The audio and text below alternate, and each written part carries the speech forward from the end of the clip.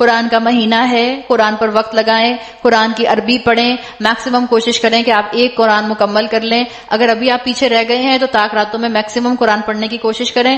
خواتین اکثر کہتی ہیں ہم طاق راتوں میں کیا کریں. آپ 2 رکعت نیت کریں، 2 رکعت نفل سمپل، اور اس کے بعد آپ قرآن پڑھیں. 1 رکوع 2 رکوع جتنے آپ آسانی سے پڑھ سکتے ہیں. پھر 2 رکعت پڑھیے، پھر قرآن کی تلاوت کیجیے، پھر 2 رکعت پڑھیے، پھر قرآن کی تلاوت کیجیے. تو آپ کی عبادت اور تلاوت ساتھ ساتھ چلتی رہے گی. ہمیں قرآن اتنا حفظ نہیں ہوتا، ہم لمبا لمبا قیام نہیں کر سکتے. تو بہت اچھا طریقہ ہے کہ آپ اس مہینے کو بس قرآن کا مہینہ بنا لیں. اللہ نے رمضان کے مہینے کے لیے کہا ہے شہر رمضان الذی انزل فیہ القرآن، یہ وہ مہینہ ہے جس میں قرآن نازل کیا گیا. تو اللہ نے یہاں کہہ دیا عربی قرآن بنایا ہے، تو میکسیمم عربی قرآن کے ساتھ بھی وقت گزاریے.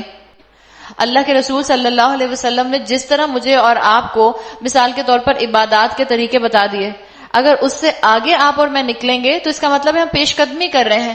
اللہ کے رسول صلی اللہ علیہ وسلم آپ کو اور مجھے بتا گئے کہ شب قدر کے اندر عبادت کرو، نوافل پڑھو، قرآن پڑھو، کوئی اس کے اندر قید نہیں ہے، جتنا چاہے نوافل پڑھو.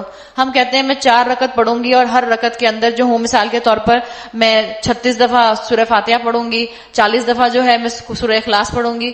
یہ سب کرنے کی ضرورت نہیں ہے. اللہ کے رسول صلی اللہ علیہ وسلم سے جو عبادات ثابت ہیں وہ کیجیے. یہ جو کتابوں کی کتابیں آپ کو اور مجھے نظر آتی ہیں شب قدر کی عبادات کے اوپر، اور اس میں نوافل پڑھنے کے مختلف طریقے لکھے ہوتے ہیں، اتنی دفعہ یہ پڑھ لیں، اتنی دفعہ یہ پڑھ لیں. اگر وہ کسی صحیح حدیث سے ثابت ہیں تو ضرور پڑھیے، اور اگر وہ کسی صحیح حدیث سے ثابت نہیں ہے تو کیا یہ عبادات کے اندر اللہ کے رسول سے آگے نکلنا نہیں ہو جائے گا؟ بالکل ہو جائے گا. تو دین کو آسان بنائیے.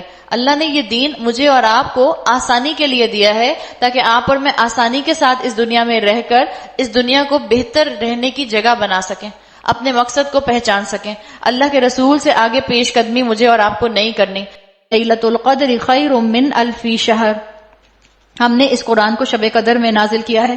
ابھی بھی شب قدر ایک رہ گئی ہے. خوب کیش کریں، خوب انویسٹ کریں، خوب دعائیں کریں، کثرت سے استغفار کریں. اور اگر مجھے اور آپ کو ذرا سا بھی شب قدر کی اہمیت کا اندازہ ہو جائے، آج کل کی راتیں تو بہت ہی آسان شب قدر کی راتیں گزری ہیں، چھوٹی چھوٹی راتیں، اور پتہ بھی نہیں چلتی کہ انسان نوافل پڑھے.